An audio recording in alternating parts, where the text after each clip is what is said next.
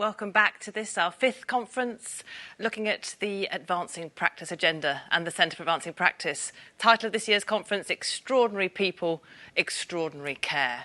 And my colleagues tell me I completely failed to introduce myself at the beginning of today's session. That's because I feel we know each other. We've been here together 5 times before, and there's 2,000 of you, but we probably know each other, and we are there in the same shared purpose of this work. So forgive me, I'm Beverly Harden, and I lead the Advanced and Consultant Practice work for England, and in my other life I work as the Allied Health Professions lead within Health Education England. So apologies for that, but as I say, it's because our work is an absolute co-production across everybody's genius that this is our space and our work. So welcome to today's conference. So I'm delighted today to now welcome to the stage Mark Radford. And Professor Mark Radford is our guiding light in so much of the work that we do. Mark is an inspiring human, quite one of my most favourite creatures on the planet, I think it's fair to say. He is our chief nurse in NHS England, wrong organisation, in Health Education England even.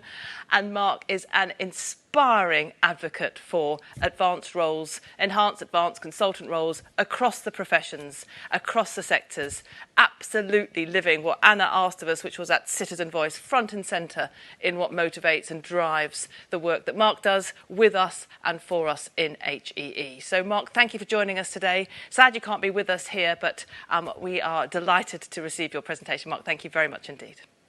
Hi everybody, my name is Mark Radford. I'm the Chief Nursing Officer of Health Education England, Deputy CNO. Delighted to be here at the session today talking about the Centres for Advanced Practice because it is a really important part of our calendar here at Health Education England, but importantly for the whole health and social care system. We've seen significant growth in the opportunities and importantly training and education of advanced practitioners across the NHS. There is real appetite amongst the professions to support the development of advanced practice. And Health Education England is here to support that journey alongside other partners, including NHSE and other partners involved in delivering advanced practice services. But it's important to highlight my thanks to all of the professions that we work with to understand and better develop advanced practice. Without them, we wouldn't be able to continue to evolve and develop the model of advanced practice here in England. And also importantly, how do we develop those professions, nurses, midwives, and of course, allied health professions. But today's session is very much around how do we continue to develop advanced practice. And I'm always heartened really through this conference because we see a great deal of some of the innovation, the drive and the passion that professionals are bringing to the advanced practice model. We've been working on this in England for many years. In fact, I started out as an advanced nurse practitioner in the 90s. But of course, people have been working for this at many decades, and we continue to see year-on-year evolution in relation to advanced practice. But firstly, importantly to say, a huge thank you to all of us working in the NHS, and importantly, our point of care staff. Whether you're working in a hospital, a person's home, or a general practice, I know that the last 18 months, 2 years have been hugely pressured for you. But I understand the commitments and support that you've given to your local communities to improve outcomes during the pandemic. We've also seen a number of examples where advanced practice has really been a phenomenal support to delivering different service models with their adaptability, the level of practice within the profession, but also the skills, the knowledge and expertise that they bring to delivering change and services within a pandemic. And we've seen a huge innovation and change as a result of this, but importantly at the heart of that are our professions. But today is very much focusing in on advanced practice and the opportunities that it brings. But it's always about teamwork. I'm always struck by the fact that, yes, it's great to see advanced practice really driving forward the professions, developing that level of practice with the knowledge and expertise. But we're always part of teams, and that's really important, even in nurse, midwifery or AHP-led services. And I'm always struck by the fact that the support we see across the professional team for the development of advanced practice is critical. The respect and understanding that this level of expertise brings to delivering better outcomes for patients and service users, I think is really important to understand. Now, we've recognised, of course, that advanced practice is about our professionals, nurses, midwives and AHPs. And whilst the framework is set out very much in terms of building upon that level of practice within the domain profession. We recognise that advanced practice is emerging in lots of our professions and delivering phenomenal care and outcomes in different parts of our health and social care service. For Health Education England, actually, advanced practice has been a core part of our model for many years, and we've seen real growth in the number of people going through education and training at master's level. We've obviously seen the development of a national framework, and of course we continue to work with other nations to learn about their experiences, but also to align and harmonise as much as we can the opportunities around advanced practice.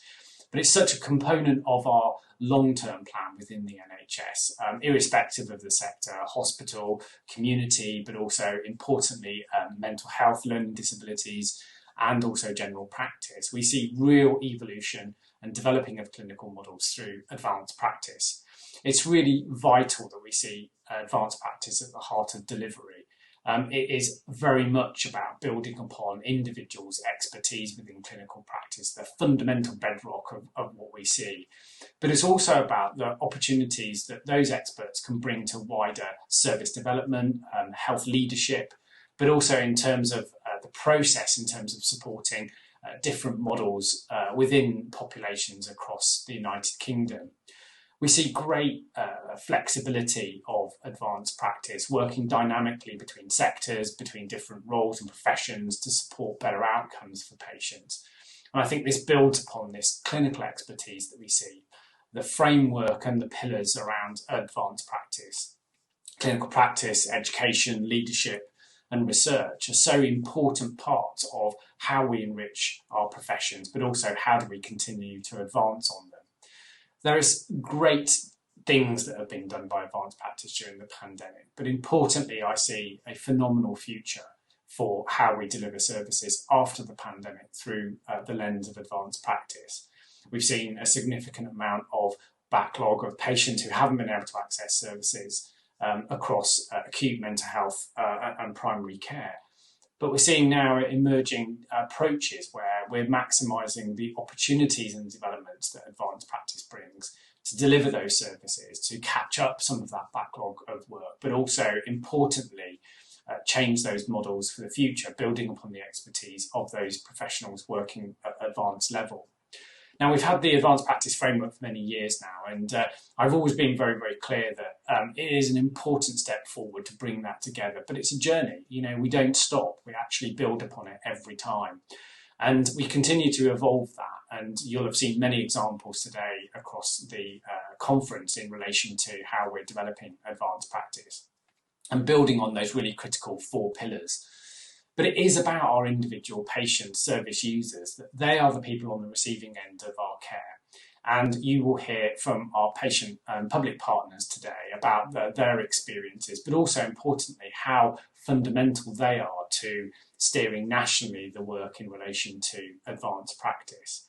And for us, it's very much about building upon the experience and the legacy of previous developments in advanced practice to continually evolve. My own journey started back in the 90s as an advanced nurse practitioner working in emergency trauma surgery. I was a clinical nurse specialist starting out looking at examining different approaches to optimisation and management of high-risk surgical patients, something that I was inspired about when I was working abroad in Finland. I saw the real opportunity of advanced practice working in teams in emergency care. It was phenomenal to see and drove me when I returned to England working in the NHS to seek out opportunities to continually evolve the level of practice, an area particularly in my specialty where there wasn't necessarily a great deal of innovation and change in how the role of the nurse was being developed. So we built upon this to see how advanced practice capability could really move us forward. We went on to make major changes in relation to the pathway and the process based upon skills and expertise that we built within the perioperative emergency care team, substantial improvements in terms of the operational approach to emergency surgery, but importantly, the clinical outcomes that we saw. So it was fundamental that the 4 pillars were part of that: expert clinical practice, education, training and support in terms of optimising and managing with the best evidence base, but also importantly educating and for me certainly going on to do research in this area, which was really important for me for understanding some of the issues and challenges that we experience within advanced practice, because they are still some barriers that we need to work through. It is important to say that whilst we have now importantly frameworks across the United Kingdom, we're going to continue to work together with our devolved nation colleagues to identify opportunities to support that. It is vital to recognise actually that the advanced practice journey has moved forward. We've seen greater investment in education and training. We've also importantly seen greater harmonisation of advanced practice programmes up and down the country with our university partners. But also we've seen real changes in relation to uptake of advanced practice roles. There are other sessions today talking about the governance arrangements and harmonisation, because we still do see quite a significant amount of variation across the country about the definition and the role of the advanced practice. I know certainly examples across different sectors where we see different approaches to the underlying education and training requirements, how patients interacted with advanced practice and the skills and knowledge. So there is always more work to do, and we will continue to work importantly at policy level, but doing a great deal of work now with employers to ensure that the standardisation in both in terms of the education and training requirements and support funding is there to ensure organisations are developing advanced practice in a consistent way. The frameworks that we've been developing also have led to further investment and development within Health Education England, including the development of the Centres of Advanced Practice. It is really important for us through this investment, engagement with local organisations, NHS trusts, private, independent and voluntary organisations, including areas such as hospice care, but also other system partners where we see advanced practice emerging. So we can work with those organisations and employers with our important funding strategies as well as policy drives to ensure that advanced practice is delivered in a safe and a consistent way across our organisations. But it's also importantly about engagement with our professions, recognising that advanced practice is a level of practice within the host profession, whether you're a nurse, midwife or AHP, and to continue to work with those to ensure that we're absolutely fundamentally building upon the best evidence base in support of the development of advanced practice roles. For us as Health Education England, we recognise that supporting organisations in this endeavour is really very, very critical, and the centres will be fundamentally part of that in how we deliver future changes, and importantly how we engage with both practitioners and organisations to deliver this sort of change. So I'm delighted to be here at this conference and talk about our journey as professions, but also importantly as organisations and HEE in terms of support, our ambition to really see the maximisation of the opportunities that the level of advanced practice brings to our professions within the NHS and social care. So I think it's a great opportunity to network, to meet with other people as part of this conference, to listen and learn, which I'm going to be doing throughout today, of the experiences and seeing where advanced practice is going and the outcomes it's achieving for patients, service users and communities. So thank you very much for the opportunity to talk to you today about advanced practice. I do hope you enjoy the rest of the conference. And enjoying the sessions in relation to things. So please feed back to us about your experiences. Also, there's great opportunities to engage on social media as a result of this. So thanks all for your commitment. Thanks once again for everybody and their hard work and endeavour in supporting your communities through the pandemic.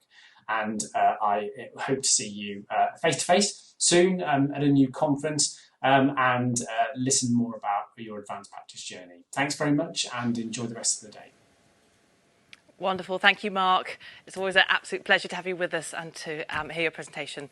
Fantastic. So we're also now moving into thinking further now about 21st century advanced practice and the work of the Centre for Advancing Practice, which is incredible to see something that was a conversation 3 years ago with Mark, with Wendy, our medical director, and other colleagues, to understand how do we put into practice the requirements of the multi-professional framework and how do we drive change. So I'm delighted to have a session today now with Richard Collier. Richard is the lead for the Centre for Advancing Practice. He has been absolutely instrumental in creating for us the future that we have to drive advanced practice, and now with consultant and enhanced level practice taking shape. And Richard's got a fantastic team working with him. Michael Guthrie's just joined us in the Centre for Advancing Practice, working alongside Richard to help drive and lead the policy work that we do. And we have the incredible Natalie Rusko working with us, with her team, driving the course accreditation work and a real force for good in driving really intelligent and mindful applications of the framework into practice. So thank you, team. You are incredible. We are so grateful for what you do. And we're so grateful for our colleagues across API and across the wider community who have worked with us so constructively, so collegiately. Council Deans for Health and other colleagues have really supported us to try and to make sense and to work collegiately to deliver something really quite magical. So brilliant. Richard, you're incredibly welcome, sir, and we'll have a conversation in a moment. Thank you very much indeed, Beth. I'm assuming the slides here. It's, as you say, it's been a busy few years. And when I was asked to give a presentation at this year's conference, it was, where do I start and where do I finish?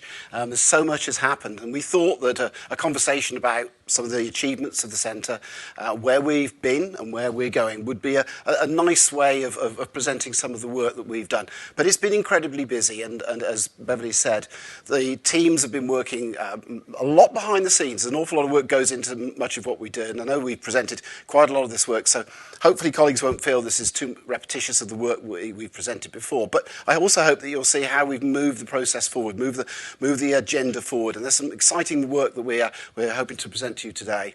So the theme of this really is moving from the framework to reality. And what I've done, and this is my last slide, is to put up a few words and phrases and activities that we've undertaken within the centre, and for Beverly and I to have a conversation about this. So it really is taking the framework and moving on from the framework here, the multi-profession framework, which, as you quite rightly say, was launched in 2017. I was there at the time. And who would think that we'd get to this place now with so many of the things that we've achieved in that period of time. And there were two key things that came out for me in terms of what the multi-profession framework was trying to achieve. The first was it was getting that ability for the practitioners, you out there, to have the education and training that you undertake recognised.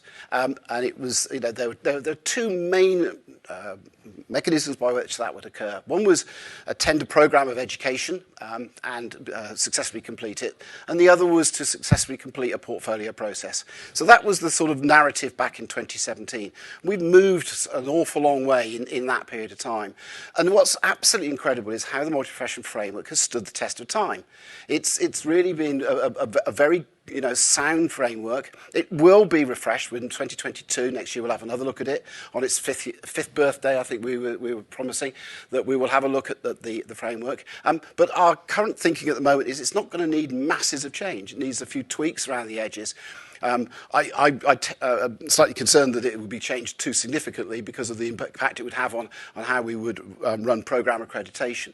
But it has stood the test of time, so it's testament to the work that was undertaken by individuals back in the days before 2017, looking at what would be the best way to describe advanced level practice. One of the things that span out of that piece of work was the standards of education and training. So as we started to look at programme accreditation, which I know Beverly will want to pick my brains a little bit about, is that we decided that it was necessary to write a set of standards in education and training which supported the multi-profession framework when it comes to accrediting programmes. And I also want to give credit to the group that came together then, put those standards together. And again, they've stood the test of time. They've been a very useful and robust mechanism against which we test programmes. And we will revisit those again in due course. But I just wanted to highlight those two frameworks, processes that have really been helpful in achieving what we wanted to achieve. Lovely, Richard. Thank you very much indeed. So it's actually the 4th birthday of the National Framework. This month we published it November 2017, led by Mark and Charlotte. At that time, Charlotte Beardmore, who was and still is the chair of our Strategic Oversight Group. So fantastic to now be here 4 years on, Richard. And so what I'd really like to know, if you don't mind, is clearly that had the two facets, course accreditation and the supporter portfolio. Let's look at the course accreditation first. With Natalie and the team, tell me how far things have got. Well, you'll know that we started off some years ago looking at 16 different programmes as a pilot. Would the process of course accreditation work? So we took 16 programmes through that pilot study and concluded that, yes, it was a feasible approach. Since that time, we've taken 45 programmes through the process. Now, that might not sound an enormous number of programmes. Sounds a lot to me. But it sounds a lot to you. That's the output of about 16 different universities. Many universities, as you'll all know out there, is that they are run standard pathways, non-apprenticeship pathways, apprenticeship pathways. And they've also had the programmes that precedes the current programme, which we term the legacy programme. And some of you out there at conference will be on programmes at the moment, and some of those programmes will be seeking accreditation. But many of you will have successfully completed programmes that have gone through revalidation. And that's the sort of legacy programme. And so one of the things that Natalie and her team are looking at are how we would accredit legacy programmes as well as accredit current programmes. And we're looking at efficiencies such as self-declaration. It's very often the case that the standard pathway, the non-apprenticeship pathway, is identical in every respect to the apprenticeship pathway. And it really makes no sense for us to put a team of peer reviewers to look at all the paperwork for two identical programmes. And so that will improve the speed of that. So under Eloise's guidance as well, we looked at some of the pinch points in our process and have reduced the time it takes to accredit a programme. 2022 is looking good. We've got a significant interest in running programme accreditation for many programmes. So we've got 45 programmes that have already got their slots booked. There's a few slots left, and we've got interest going forward. I mean, it will take some time to get through all of the programmes. There are a lot of programmes out there, so please be patient with us. We'd rather do it properly than do it quickly. But we are getting quicker, we're getting more efficient. Not all programmes successfully go through with flying colours. And so, again, Natalie and her team have spent time with the programmes where there's been some adjustments necessary to get the programmes good enough. To mean that the individuals who successfully complete those programmes can say, well, I've undertaken a programme which meets all the requirements of the Advanced Practice Framework. And we think that's an important line in the sand. So we'll carry on with that work. But that's an important part of what underpins advanced practice. But I'm sure you'll ask me some questions about how we deal with the others that haven't gone through an accredited programme. Brilliant, thank you. And I think that the characteristic of the work that you have led has been very much about being developmental. Yes. And understanding that clearly we've got our standards of education and training, and for programmes it's about alignment to that and a real challenge for us in supporting that really positive engagement of development as we craft this advanced practice creation. So that's fantastic to hear. One of the things that's really interesting is that because we've not started out, or many of these programmes didn't start out with a standard curriculum, the number of solutions to how you achieve alignment to the multi-profession framework, how you achieve alignment to the standards of education and training are quite a lot. And we're having to make some judgments each time as to whether it's good enough or not. So we rely heavily on external peer reviewers, individuals who come together, look at the evidence independently. It goes through a panel stage and it goes through an education assurance stage. So it goes through a number of stages which provide that level of quality assurance of that programme that we can be proud of, and that the programmes that achieve accreditation can be proud of too. Brilliant. We've also seen incredible innovation, haven't we, within our educational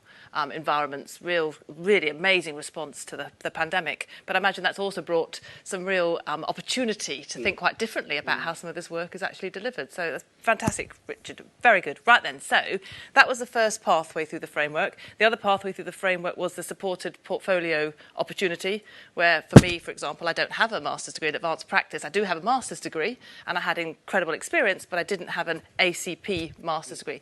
Tell me, what would that mean for me as a Beverley going through your process? Well, it's interesting because, again, going back to 2017, the portfolio process was described, but it was about collecting the evidence that meets the framework requirements. And you'll be aware that we have been testing various processes and also testing various mechanisms for how an individual would evidence that.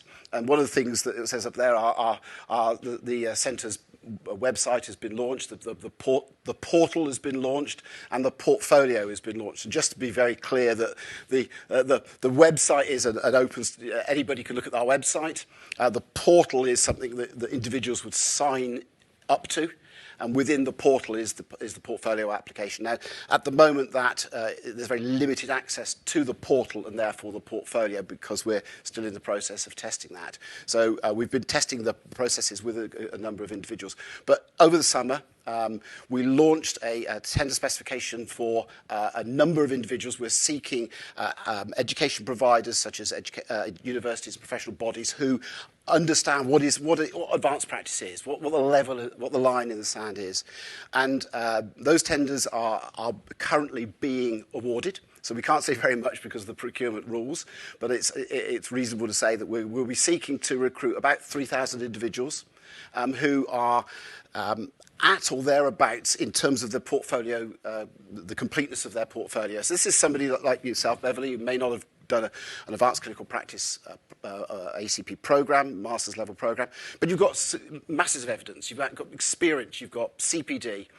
Can you map that to the multi-profession framework? And if you can, then you're the sort of person that would interest those individuals going through a supported portfolio route. We're calling it supported because not everybody can sit down and, without any support, complete a portfolio. One of the things we learnt from the work we did was that people do need help.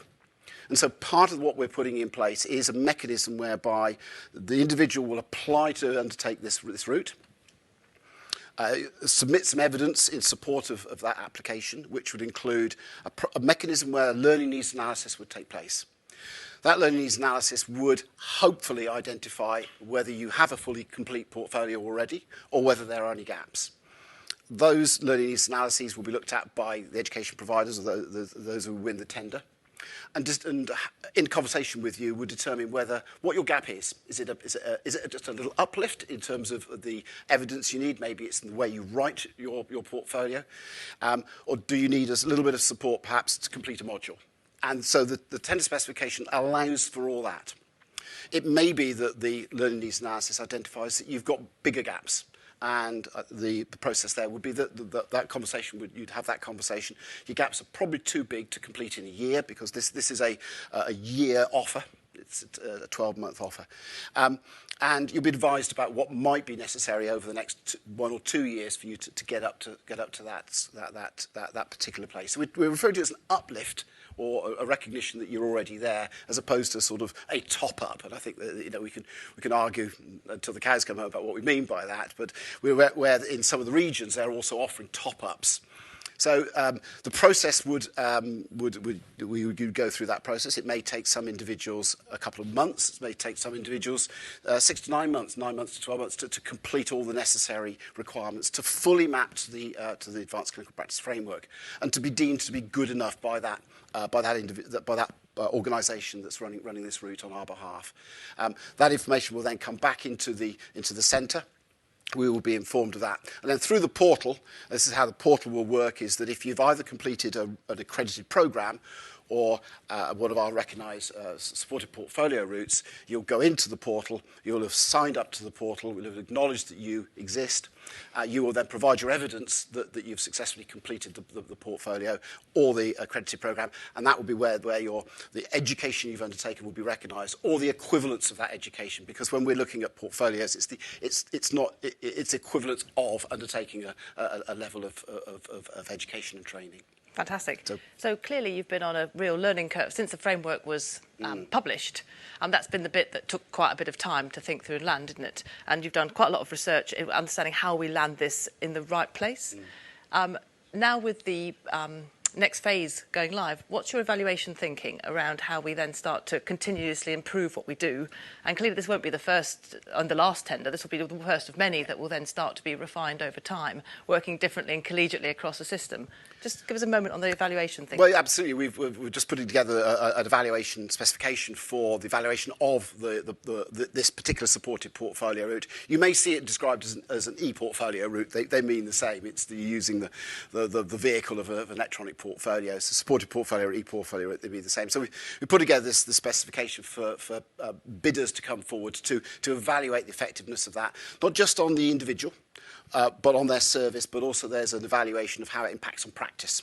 So there are a number of aspects of it. The impact on practice is slightly more difficult to evaluate because some of the individuals will be going through the process, so their impact on practice will be further down the line, but we will collect some data on their practice as we go along, so they can make some comparisons down the line. So, yeah, that piece of work is about to go live as well. That's a Herculean achievement because it's a highly complex piece of work. Yes. Yeah, it is highly, yeah. But we think it's timely because the tenders for the supported portfolio will be awarded end of November into December. Those universities and professional bodies will come forward and provide the services. The application process will go live, so keep your eyes on our website and through the organisations that will be advertising what's available.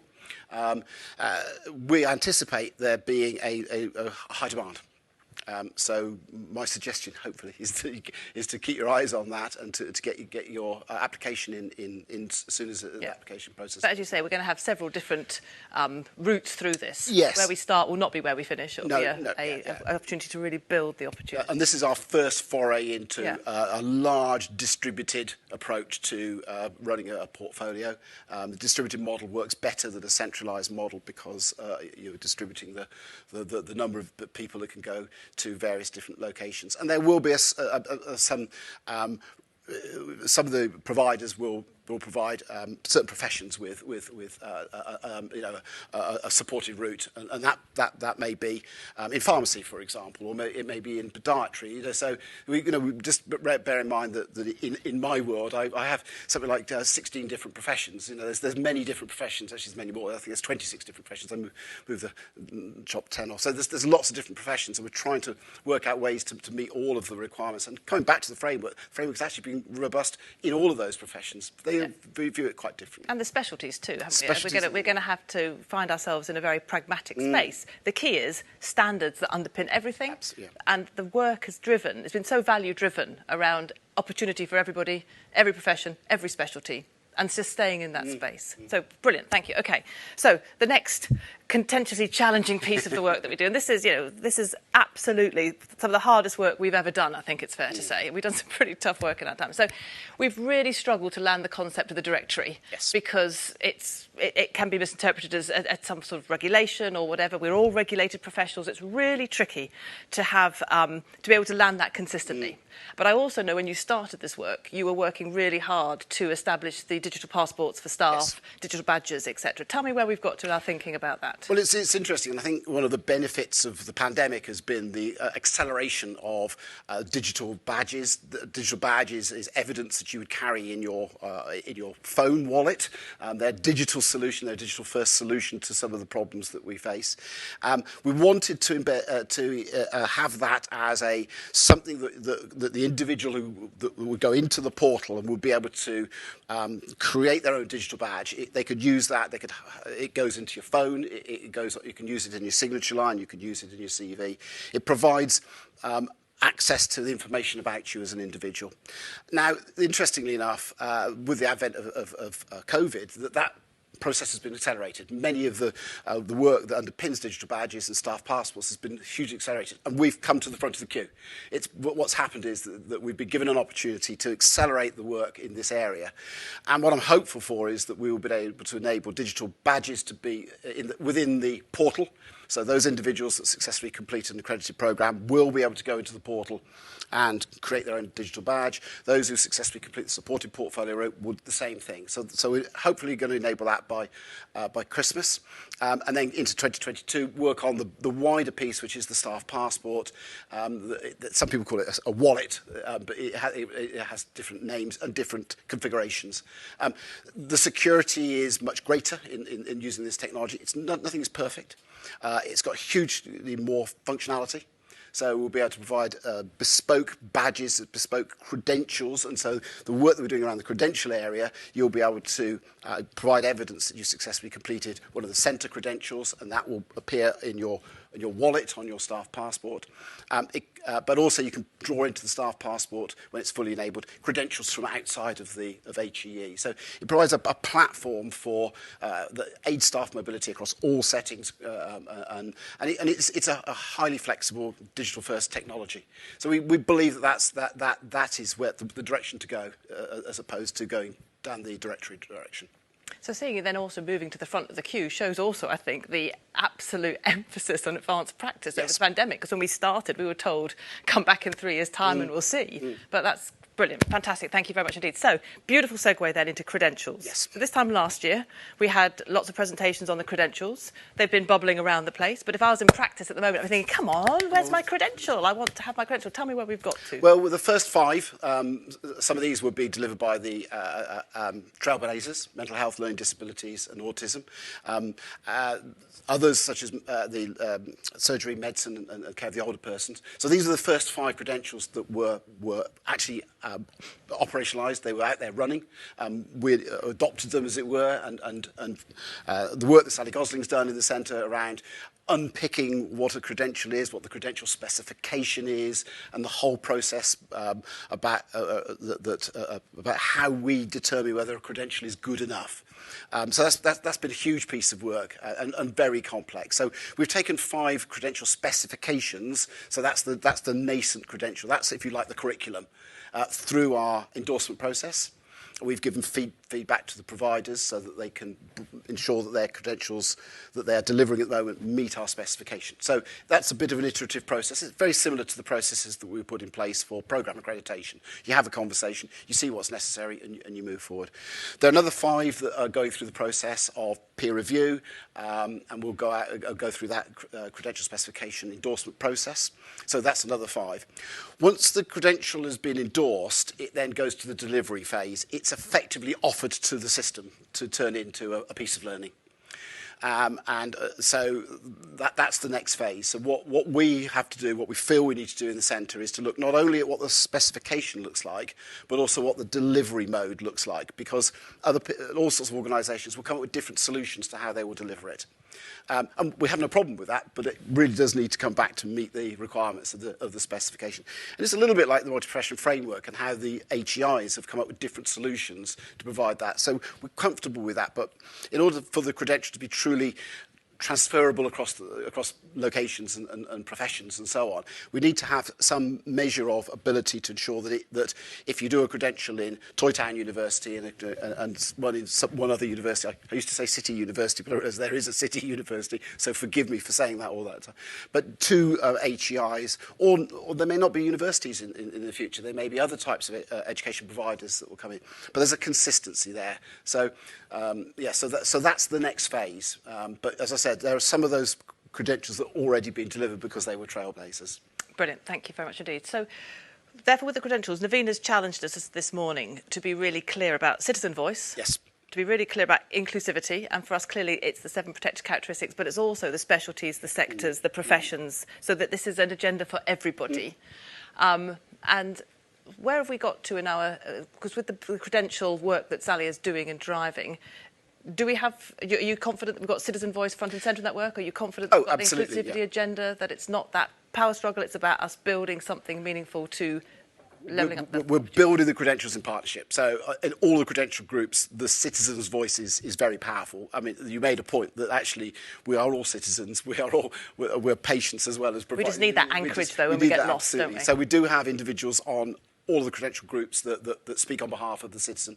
But equally, through our panel process, we have a citizen's voice there. So all the panels that look at the accreditation of programs, we have the citizen's voice there. The citizen actually has quite a lot of power in the structure that we've put together. They can say, no, I don't agree. I don't want this going through. And then they'd have to come and have a debate with the chair of the Education Oversight, Education Assurance Group to explain why they don't want the credential to go forward. And we have citizens' voice, a citizens' representative sitting on the Education Assurance Group as well. So they are very much there, absolutely highly respected, highly valued, and I'm confident that we do meet those agendas.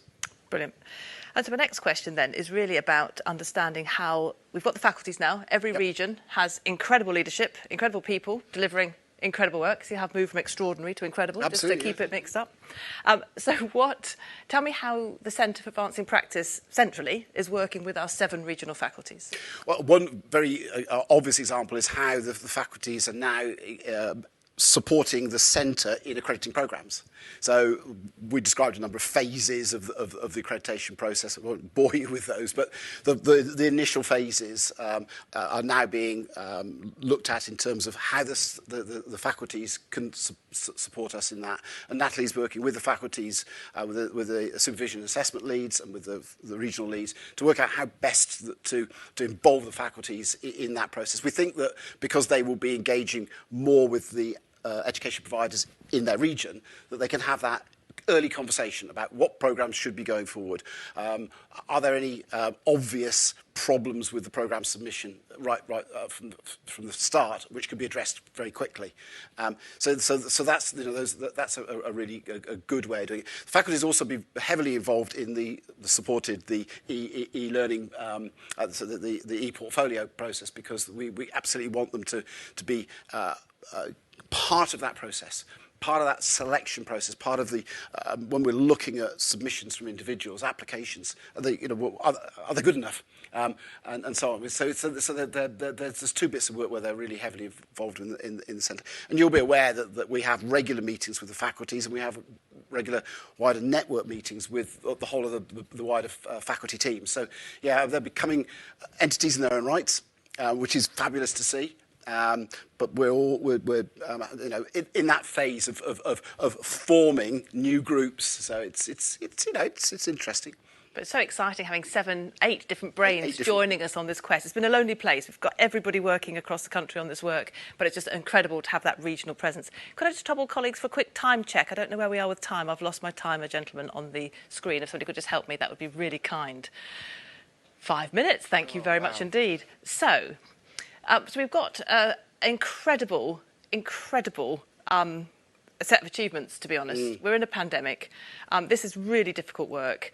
Everybody is working so hard to flex around the standards and to try and really move into the space for advanced practice, which is incredible.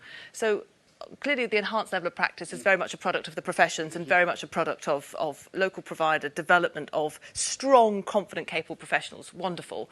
For the consultant practice, clearly, again, we'll have to have some conversations understanding where that fits with digital badges and various other manifestations. So I think I just take my hat off to you, to Natalie, to the team. What you've achieved is brilliant. Really brilliant, really tricky, and we will continue to refine. I imagine you must feel like a sculptor, constantly sculpting your bit of marble. But there's an angel within, and we can see it. We can see its wings, we can see the angel. And now having Michael joining us to now pick up the policy aspect was a really exciting part with the health bill going through, really starting to think about the opportunities that move on from here too.